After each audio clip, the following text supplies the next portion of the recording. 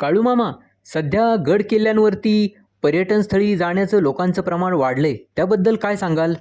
त्याचं काय आहे ना, सध्या पावसा पाण्याचे दिवस चालू आहेत, त्यामुळं निसर्गाचं रूप खरंच बघण्यासारखं झालेलं आहे.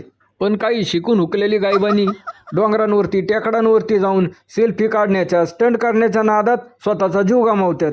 काही गायबानी तिथं जाऊन प्लास्टिकच्या बाटल्यांचा पिशव्यांचा कचरा करून येतात, त्यामुळं नैसर्गिक सौंदर्य खराब होतंय.